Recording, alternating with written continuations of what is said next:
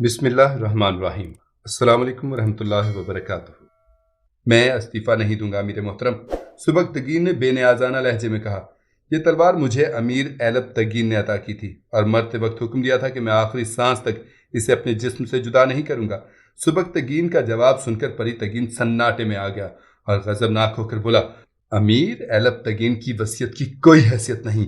मैं तुम्हारा मतलकुल अनान फरमा रवा हूँ, इंतहाई मजबूत और ताकतवर फरमा रवा। याद रखो कि मैं हरफ इनकार सुनने का आदी नहीं हूँ।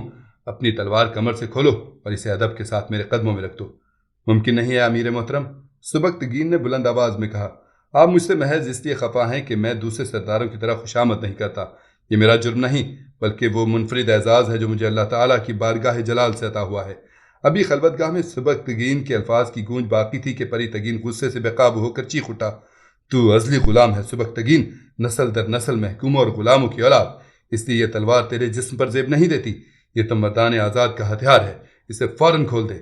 अमीर, मैं इस बहस में नहीं पड़ता कि मेरा नसबनामा क्या है, संगीन ने उस बावकार अंदाज में कहा। मैं गुलाम ज़्यादा ही सही, मगर अपने फ़राइज़ आपके पसंदीदा मर्दान आज़ाद से ज़्यादा बेहतर अंदाज में अंजाम देता हूँ। मुझे अपनी ग़ुलामी पर निदामत है, ना एहसास कमतरी। मैं सिर्फ अपनी ज़ाती सलाहियतों की बुनियाद पर इस आला मनसब तक पहुँचा हूँ। अब यह तलवार उसी वक्त मेरे जिस्म से जुदा होगी जब सांसों का खेल ख़त्म हो जाएगा और मेरे टुकड़े टुकड़े कर दिए जाएंगे। ये कहकर सुबकतगीन अमीर की इजाज़त के बगैर वापस जाने के लिए मुड़ा। ठहर सुबकतगीन, अपने सिपहसालार के बिगड़े हुए तेवर देखकर परी तगीन ने नई चाल चली। तुम्हारी इन गुस्ताखियों को फरामोश कर सकते हैं अगर तुम हमारे सामने घुटनों के बल झुक जाओ और उस जादूगर निज़ाम शाह को अपने हाथों से कत्ल कर दो। परी तगीन ने सुबकतगीन को उसके ओहदे पर बहाल रखने के लिए बड़ी अजीब शराइत पेश की थी। अमीर की बात सुनकर सुबकतगीन बहुत तेजी से पलटा। गजनी के फरमा रवा को मालूम होना चाहिए कि इस गुलामजादे को ये दोनों शराइत मंजूर रहीं। फिर भी हो सकता है कि मैं किसी दिन अमीर के रूबरू घुटनों के बल झुक जाऊं, मगर अपनी जिंदगी में निज़ाम शाह के जिस्म पर हल्की सी खराश भी आने नहीं दूंगा। वो मेरे लिए बुलंद दर्जा रखते हैं और अपने शेख पर कुर्बान हो जाना मेरी नज़र में एक हकीर सी कुर्बानी है। सुबकतगीन की जुर्रत इजहार देकर परी तगीन के जहन में आंधियां सी चल रही थी, मगर वो दुनिया का यार तरीन इंसान था। उसने रयाकारी का भरपूर मुजाहरा करते हुए कहा, सुबकतगीन, हम तुम्हें आजमा रहे थे। बेशक तुम एक मर्द शुजा हो और इफ़ाए अहद का मफहूम खूब समझते हो। सुबकतगीन ने हैरत ज़दा नज़रों से परी तगीन की तरफ देखा और फिर रस्मी अंदाज में अमीर का शुक्रिया अदा करते हुए खलवतगाह से निकल गया। सुबकतगीन की इस बागियाना रविश ने परी तगीन को शदीद अजियत में मुब्तला कर दिया था। वो बहुत देर तक अपनी खलवतगाह में टहलता रहा और फिर उसने अपनी बीवी अरमगाना और असद शराजी को तन्हाई में तलब करके पूरा वाक़या हरफ ब हरफ सुना दिया।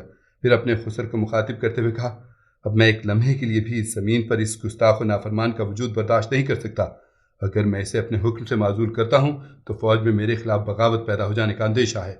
असद शराजी ने बहुत गौर से अपने दामाद की तरफ देखा और इंतहाई सर्द लहजे में बोला, फर्जंद, जब बिसात पर अपने ही मोहरे सरकशी इख्तियार करने लगें तो उन्हें ऐसे मकाम पर कटवाया जाता है जहाँ खुशफहमी और बेखबरी का बहुत ज़्यादा गुबार हो।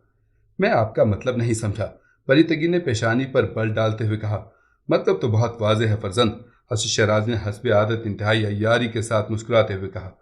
गुलाम ज़ादे को कुछ दिन इस खुशफहमी में मुब्तला रहने दिया जाए कि वो गजनी का सबसे ताकतवर इंसान है। इस दौरान आप उस पर अपनी इनायात और नवाजिशात की बारिश भी करते रहें। फिर जब सुबकतगीन की खुद फरेबी का नशा गहरा हो जाए तो उसे उसके मुहाफ़िज़ों से कत्ल करवा दिया जाए। असद शराजी की तजवीज़ सुनकर परी तगीन मुत्तमिन नजर आने लगा। फिर परी तगीन ने अपने नए मंसूबे के मुताबिक सुबकतगीन की फ़ौजी खिदमात का एतराफ़ करते हुए नई जागीर बख्श दी। सुबकतगीन अमीर की चालबाजियों से बखूबी वाकिफ़ था, इसलिए उसने जागीर पाने के बाद मस्तहद के तौर पर परी तगीन का शुक्रिया अदा किया और उसके साथ ही पहले से भी ज़्यादा मोहतात हो गया। वो रोज़ाना अपने बेटे महमूद को भी होशियार रहने की तलकीन करता रहता था। सुबकतगीन की ख्वाबगाह के दरवाजे पर रात के वक्त 12 मुसल्लह सिपाही पहरा देते थे। ये सब के सब अपने सिपह सालार के मोतमद भी थे और जानिसार भी, मगर परी तगीन की फितना अंगेजियों ने उनसे उनकी वफादारियां खरीद ली थीं। जब ये मुहाफिज से मुज़र के अंबार देख कर भी अपना ज़मीर फ़रोख्त करने पर आमादा नहीं हुए तो परी तगीन ने उनके बीवी बच्चों को ये अर्गमाल बना लिया और सुबकतगीन के मुहाफिजों को कहरनाक लहजे में धमकियां देते हुए कहा, अगर तुमने रात के अंधेरे में सुबकतगीन को कत्ल ना किया तो फिर तुम भी अपने अहलो अयाल के साथ मौत की तारीकियों में गुम हो जाओगे। फिर यह मजबूर लोग उस शख्स के कत्ल पर आमादा हो गए जो मोहताजों का गम गुसार और मजलूमों का हामी था। वो रात बहुत ज़्यादा तारीख थी। جب سبکتگین کے محافظ سپاہی اپنے سردار کو قتل کرنے کے لیے آپس میں سرگوشیاں کر رہے تھے۔ سبکتگین کی خوابگاہ دوسرے امیروں کی خوابگاہ سے مختلف تھی۔ وہ اپنے کمرے میں تنہا سویا کرتا تھا۔ خوابگاہ کے بڑے دروازے سے ملحق ایک چھوٹا سا کمرہ تھا، جہاں ایک بوڑھا شخص سید علی ترمذی سبکتگین کا پرانا ملازم رات کے وقت عبادت میں مصروف رہتا تھا۔ اگر کبھی ناگہانی طور پر امیر کو سبکتگین کی ضرورت محسوس ہوتی تو کوئی پہرے دار دروازے پر دستک دیتا، پھر سید علی ترمذی خوابگاہ کا دروازہ کھولتا اور اس کے بعد سبکتگین کو آہستہ سے جگا کر امیر کا پیغام منتقل کر دیتا۔ برسوں سے سید علی کا یہی معمول تھا۔ سبکتگین اس بوڑھے پرہیزگار کو اپنے خاندان کا اہم ترین فرد سمجھتا تھا، اور یہی وجہ تھی کہ سید علی خوابگاہ کے ایک خفیہ راستے سے بھی واقف تھا۔ یہ راستہ سبکتگین کے بستر کے قریب تھا، جہاں ہر وقت ایک ریشمی پردہ پڑا رہتا تھا، اور اس پردے کے پیچھے ایک اور دروازہ تھا جس سے گزر کر دوسرے کمروں تک پہنچا جا سکتا تھا۔ اس کے علاوہ اس دروازے میں داخل ہونے کے بعد بائیں جانب ایک اور دروازہ تھا جو ایک طویل سرنگ کی نشاندہی کرتا تھا۔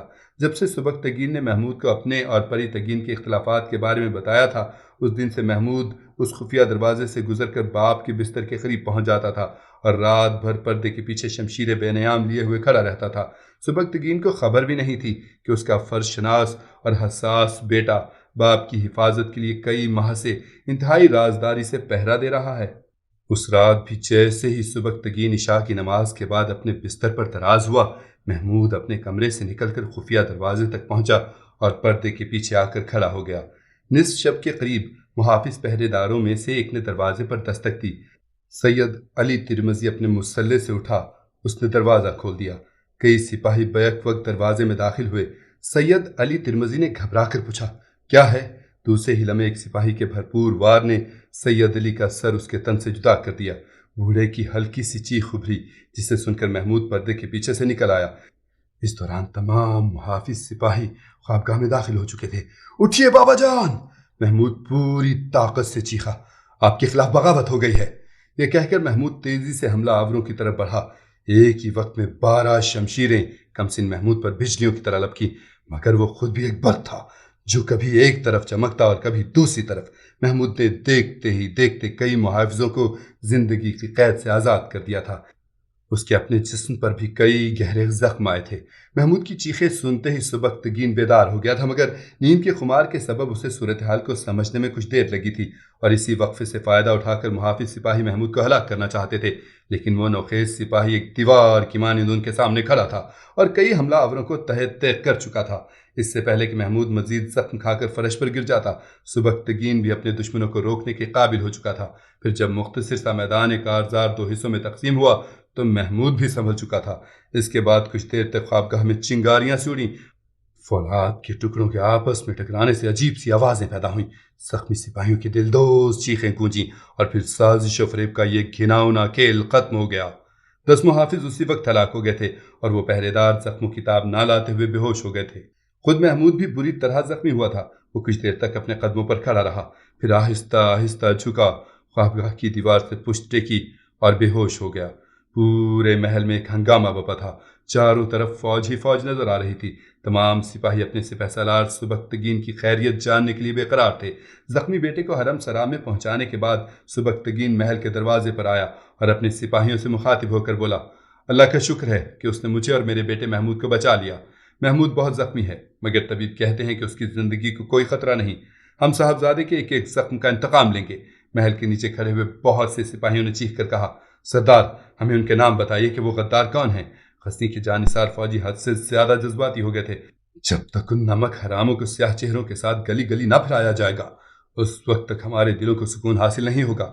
وہ باغیوں کا ایک مختصر سا دستہ تھا، جن میں سے بیشتر ہلاک ہو چکے ہیں۔ سبکتگین نے اپنے مشتعل فوجیوں کو سمجھاتے ہوئے کہا، 2 باغی شدید زخمی حالت میں بے ہوش پڑے ہیں، بس ان کے ہوش میں آنے کا انتظار ہے، پھر میں تمہیں بتا سکوں گا کہ وہ بغاوت تھی یا غداری کا کوئی منصوبہ۔ سبکتگین جانتا تھا کہ یہ سب کچھ کس کے اشارے پر ہوا ہے، مگر اس نے حکمت عملی سے کام لیتے ہوئے فی الوقت مجرم کے چہرے پر پردہ ڈال دیا۔ وہ بغاوت نہیں تھی سردار، فوجیوں کی تیز آواز سے محل کی بیرونی فضا گونج رہی تھی۔ اگر بغاوت ہوتی تو قلعے کی فصیل کے نیچے آپ کو اتنی وفادار آوازیں سنائی نہیں دیتی۔ یہ لہراتی ہوئی شمشیریں، یہ جوش جذبات سے سرخ چہرے اور یہ اطاعت و فرما برداری کے احساس سے اٹھے ہوئے سر، سب آپ کے اشارے کے منتظر ہیں۔ ہمیں حکم دیجیے کہ ہم غداروں کے سرغنہ کو آپ کے قدموں میں لا کر ڈال دیں۔ پھر اسے ایسی دردناک سزا دیں کہ آئندہ کوئی بدنصیب غداری جیسے گناہ کا تصور تک نہ کر سکے۔ اپنے سپاہیوں کی جانثاری کا یہ مظاہرہ دیکھ کر سبکتگین کی آنکھوں میں آنسو آ گئے، اور پھر وہ انتہائی خطامیز لہجے میں بولا، میں جانتا ہوں کہ تمہاری وفاداریاں سورج کی طرح روشن اور بارش کے پانی کی طرح تمام گرد و غبار سے پاک ہیں۔ میں تم پر فخر کرتا ہوں۔ دنیا میں بہت کم سالاروں کو ایسی جانثار فوج میسر آئی ہوگی۔ یہ سن کر تمام فوجیوں نے سبکتگین زندہ باد کے نعرے لگائے اور اپنے اپنے خیموں کی طرف لوٹ گئے، مگر نائب سپہ سالار اعتماد الدین اپنے منتخب سپاہیوں کے ساتھ ٹھہر گیا۔ میں آپ کو اس حالت میں تنہا نہیں چھوڑ سکتا، اعتماد الدین نے فوجی انداز میں خم ہوتے ہوئے کہا۔ سبکتگین نے اسے بہت سمجھایا مگر اعتماد الدین نہیں مانا۔ آخر سپاہیوں کا مخصوص دستہ سبکتگین کی خوابگاہ اور محل کے اہم مقامات پر متعین کر دیا گیا۔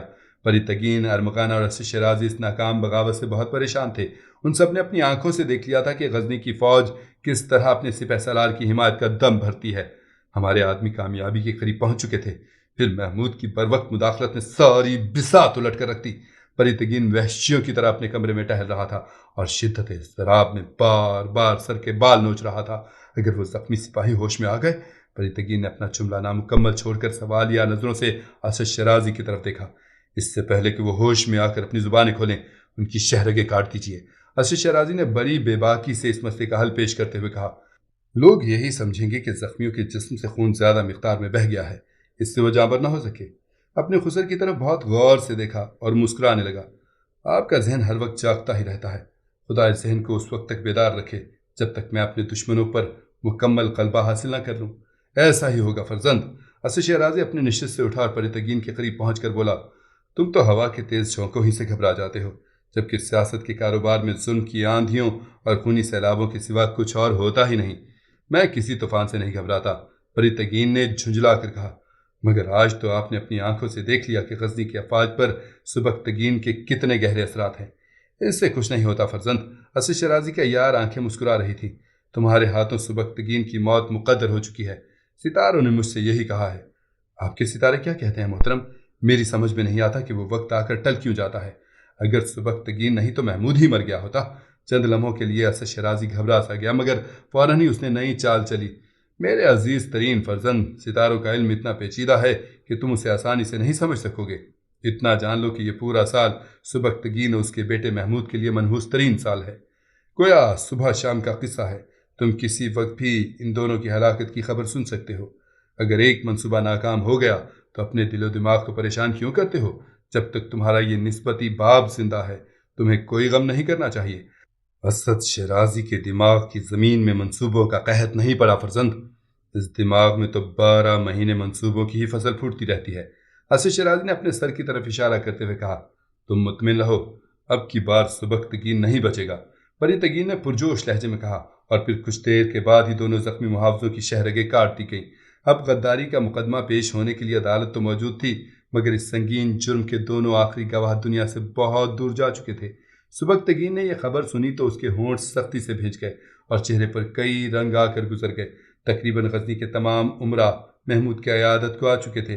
خود امیر پری تگین بھی سبکتگین کے شبہات دور کرنے کے لیے محمود کی مزاج پرسی کو بنفس نفیس آیا تھا اور محمود کے سر پر ہاتھ رکھتے ہوئے بڑے والہانہ انداز میں بولا تھا، مجھے تم پر ناز ہے فرزند کہ تم نے اپنے آباء و اجداد کی شاندار روایات کو زندہ رکھا۔